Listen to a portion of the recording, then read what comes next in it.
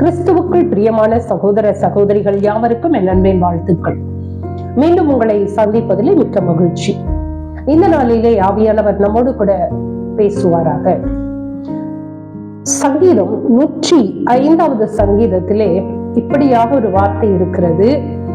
19வது வசனம், கர்த்தர் சொன்ன வார்த்தை நிறைவேறும் அளவும், கர்த்தர் சொன்ன வார்த்தை நிறைவேறும் அளவும் அவனுடைய வசனம் அவனை புடமிட்டது. மேலே டாபிக்ல பாத்தீங்கன்னா யாருன்னா யோசேப்பை குறித்து பார்க்கிறோம். யோசேப்பு சிறு பிள்ளையா இருக்கும் பொழுதே சொப்பனத்தின் மூலமாக, கனவுகள் மூலமாக ஆவியானவர் ஒரு காரியத்தை வெளிப்படுத்தி விட்டார். அது உடனே நடந்துருச்சா அப்படின்னு பாத்தீங்கன்னா இல்லைங்க. அதற்கு அவர்கள் பல பாடுகளை கடந்த பிறகுதான் அந்த தரிசனம் நிறைவேறுகிறது. இந்த நாளிலே கூட நமக்கு கூட நம்மை சார்ந்த அநேகருக்கு ஆவியானோர் வார்த்தைகள் மூலமாக, தரிசனங்கள் மூலமாக அநேக காரியங்களை வெளிப்படுத்தி இருக்கிறோம். ஆனா என் வாழ்க்கையில நிறைவேறலையே. ஒரு வருஷம் ஆச்சு, 2 வருஷம் ஆச்சு, 10 வருஷம் ஆச்சு, ஆனா அந்த தரிசனம் நிறைவேறல, அந்த வார்த்தை என் வாழ்க்கையில நிறைவேறல. அப்ப ஆண்டவர் மறந்துட்டாரு, இல்ல நானா ஏதாவது இமேஜினேட் பண்ணிட்டேனா, இப்படி எல்லாம் நமக்கும் கூட எனக்கும் கூட சில நேரங்கள் தோன்றும். ஆனா ஆவியானவர் வார்த்தைகளை வாசிக்க வாசிக்க நமக்கு அநேக காரியங்கள்ல ஒரு தெளிவை கொடுக்கிறார். யோசேப்பையாவுக்கு பாத்தீங்கன்னா தரிசனம் சிறு வயதிலே கொடுக்கப்படுகிறது. ஆனா அதை நிறைவேறுவதற்கு கிட்டத்தட்ட அவர் ஒரு 20 வருடங்களுக்கு மேலாக நிச்சயம் ஆயிருக்கிறது. ஏன்னா அவர் சிறு பிள்ளையா இருக்கிற பொழுதே ஒரு வாலிப பிராயத்திற்கு முன்பாகவே அவர் விற்கப்படுகிறார். அந்த கதை உங்களுக்கு எல்லாருக்கும் தெரியும் இல்லையா? எல்லாவற்றையும் உறவுகளை விட்டு அவர் வேறு பிரிக்கப்பட்டு வேறு ஒரு தேசத்திற்கே போயிட்டாங்க. போன இடத்துலயும் அவருக்கு ராஜ மரியாதை கிடையாது. அங்கேயும் உபத்திரவம், கஷ்டம், ஜெயில் வாழ்க்கை இல்லைங்களா? அவர் கடந்து வந்த பாதைகள் எல்லாம் அவ்வளவு கடினமான பாதைகள். இது ஒரு உதாரணமாக சொல்ல வேண்டும் என்றால், ஒரு களிமண் கிடக்கிறது, குயவனுடைய வீட்டிலே களிமண் கிடக்கிறது. அந்த களிமண்ணை பார்த்து நீ ஒரு ஏசி ரூமிலே வந்து இருப்பாய் என்று சொல்லிவிட்டால், களிமண்ணை கொண்டு போய் ஏசி ரூம்ல யாரும் வைக்க மாட்டார். என்னவா இருக்கும்? ஒரு அழகான பூஜாடியா மாறின பிறகுதான் ஏசி ரூம்ல கொண்டு போய் வைக்கிறாங்க அழகுக்காக, இல்லையா? அப்ப அந்த ஜாடியா, அந்த மண் ஜாடியாக மாறுவதற்கு நிறைய ப்ராசஸ் தேவை இல்லைங்களா? உருமாற்றம் அடைகிறது. அதற்கு அந்த உருமாற்றம் அடைவதற்கு அநேக காரியங்கள் அது சகித்து கொண்டுதான் இருக்க வேண்டும்.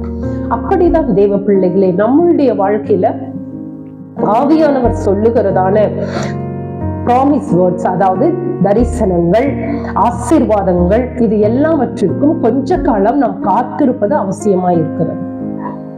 அதற்கு முன்பாக நாம் என்ன ஆகிறோம் என்று சொன்னால், நம்மை புடமிடுகிறார், அந்த ஆசீர்வாதத்திற்கு தகுதியாக்குகிறார் நம்மை.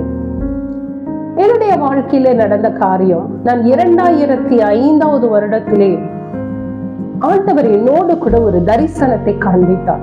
நான் அப்பொழுது மரித்து போக வேண்டும் என்று சொல்லி தற்கொலை எண்ணத்தோடு கூட, நான் தற்கொலை செய்கிற அந்த நிமிஷத்திலே ஆவியானவர் என்னோடு கூட பேசி எனக்கு ஒரு தரிசனத்தை அந்த 2005வது வருஷம் எனக்கு ஒரு தரிசனத்தை காண்பித்தார்.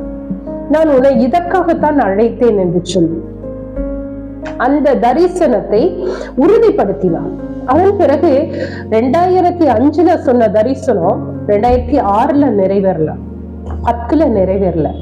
2010ல திரும்ப ஒரு முறை நான் வேண்டாம், இந்த லைஃபே வேண்டாம் அப்படின்னு சொல்லி நான் மரணத்திற்கு ஏதுவாய் போகும் பொழுது மீண்டும் அந்த தரிசனத்தை நினைவூட்டினார். நான் உன்னை இதற்காக தான் அழைத்தேன் என்று சொல்லி என்னோடு பேசுகிறார். அந்த தரிசனத்தை மீண்டும் காண்பிக்கிறார். இப்படியாக நான் சோர்ந்து போகும் பொழுதெல்லாம் கர்த்தர் என்ன செய்கிறார்? அந்த தரிசனத்தை மீண்டும் மீண்டும் மீண்டும் எனக்கு காண்பிக்கிறார். ஆனால் இன்றைக்கு 2025 வருடங்கள் ஆகிறது. கிட்டத்தட்ட 20 வருடங்கள் எனக்கு தரிசனம் காண்பிக்கப்பட்டு ஆயிற்று.